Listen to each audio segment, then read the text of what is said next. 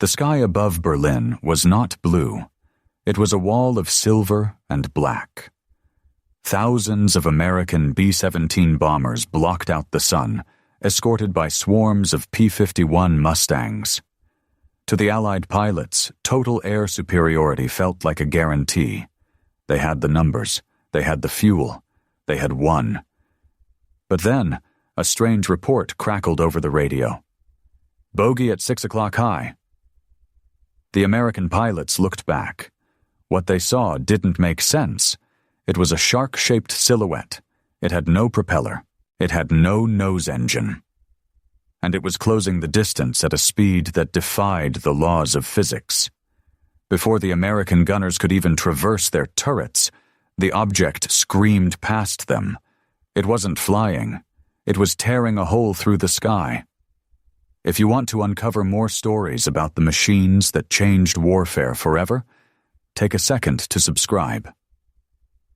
This channel explores the history you were never taught in school. It was April 1945, the final days of the Third Reich. On the ground, Germany was a ruin of concrete and twisted metal. But in the air, a desperate experiment was taking place. A handful of pilots were strapping themselves into a machine that was 10 years ahead of its time. The Messerschmitt Me 262, the world's first operational jet fighter. For the pilot inside that cockpit, the experience was terrifying. The vibration wasn't the rhythmic thumping of a piston engine. It was a high-pitched whine, a scream that drilled into your teeth. Hans, a 22-year-old veteran with tired eyes, checked his gauges. The fuel needles were trembling. Jumo 04 turbojet engines were temperamental beasts. Push the throttle too fast? Fire. Pull it back too quickly? Flame out.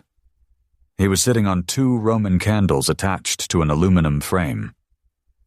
"Runway is clear," the radio crackled. "Good luck, Yellow 7. "Understood," Hans whispered. He pushed the throttles forward. The noise changed from a whine to a roar. The acceleration was slow at first. That was the jet's weakness. It needed concrete. Miles of it. The trees at the end of the runway rushed closer. The plane felt heavy, refusing to lift. The wheels hammered against the cracks in the pavement. 1,000 meters. 1,200 meters. The end of the tarmac was seconds away. "Lift," he gritted out. "Come on, lift." At the last possible second, the nose came up. The landing gear thumped into the fuselage. The ground fell away instantly. Suddenly there was no vibration, just pure, unadulterated speed. In his diary, the legendary General Adolf Galland had written about this exact moment. He wrote, "It was as though angels were pushing." But up here, there were no angels, only targets. Hans climbed to 30,000 feet in minutes. The air was thin. The cold seeped through his flight suit. Below him, the American bomber stream looked like a lazy river of steel. But above the bombers, the Mustang escorts were waiting. They spotted the smoke trails of the jets. The condensed trails gave them away. A flight of 4 Mustangs broke formation, diving to intercept. Hans saw them. In a piston fighter like a Bf-109, this would be a death sentence, 4 against 1. But Hans didn't turn. He didn't dogfight. He simply nudged the throttle. The airspeed indicator climbed past 500 miles per hour. The Mustangs, diving at full power, looked like they were standing still. "They can't touch us," Hans said to himself. "Not today." He left the fighters behind and turned his eyes to the bombers. This was the kill zone. But there was a problem. The speed was too high. The closing rate on a B-17 was nearly 200 miles per hour. He had split seconds to aim. His thumbs hovered over the firing button. 4 30mm Mk-108 cannons. They called them sledgehammers. Short range. Devastating impact. but you had to get close. Point-blank close. The tail gunner of the lead B-17 opened fire. Tracers floated past Hans's canopy like angry hornets. He ignored them. He focused on the wing route of the bomber. 500 yards. Too far. 300 yards. Hold. Fire now, his instinct screamed. Wait. 200 yards. He pressed the button. The recoil shuddered through the entire airframe. Boom, boom, boom, boom. High explosive shells tore into the bomber's wing. Chunks of aluminum flew backward. Smoke erupted. Hans yanked the stick back, rocketing over the burning giant. He was moving so fast the G-force pinned him to the seat. His vision grayed out for a second. He leveled off, heart hammering against his ribs. He looked back. The bomber was spiraling down. One down. But the sky was full of enemies. He banked left for another pass. That's when the warning light flashed red. Left engine temperature. Critical. No, he hissed. Not now. He eased the left throttle back.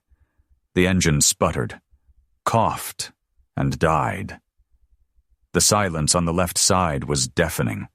The plane yawed violently. The unequal thrust tried to flip him over. He stomped on the rudder pedal, fighting the slide. He was no longer a predator. He was a crippled bird. Speed bled away. He was dropping.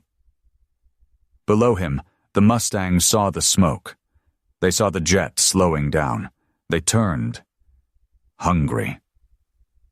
Tower, I have an engine out, Hans radioed. Coming in hot. Bandits in the sector, the tower replied. Flak is engaging. This was the nightmare scenario. The Me-262 was vulnerable during landing. Slow, unresponsive. A sitting duck. Hans lowered the gear. The drag felt like hitting a wall. 3 Mustangs were diving on his tail. He could see their propellers spinning. He could see the muzzle flashes of their machine guns. Bullets sparked off his right wing.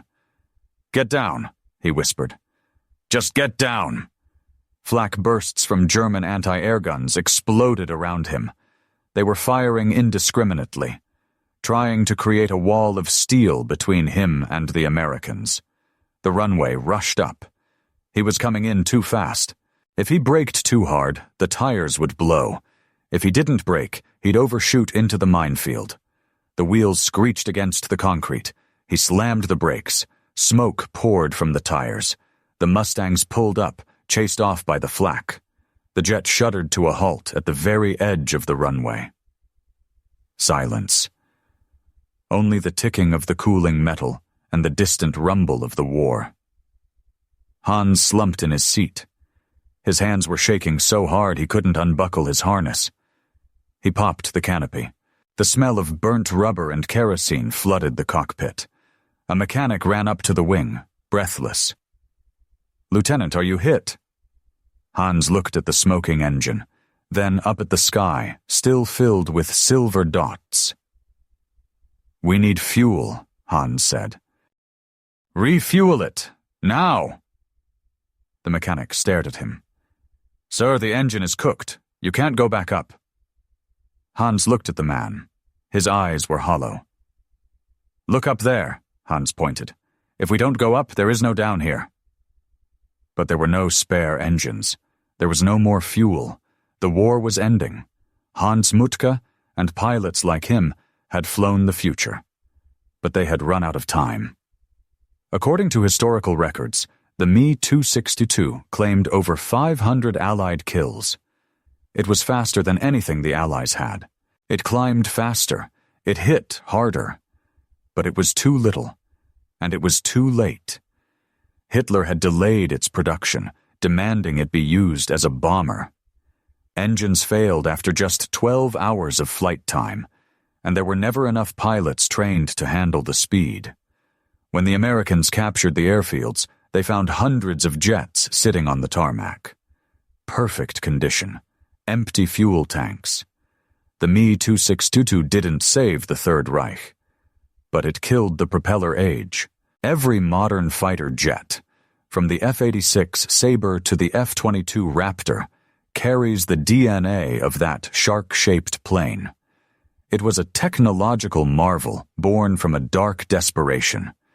If you want to keep discovering the machines and the men who pushed the limits of what was possible, hit that subscribe button. We bring history back to life. History is written by the victors. But technology?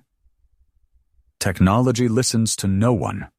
It just moves forward, leaving the past behind in a cloud of jet exhaust.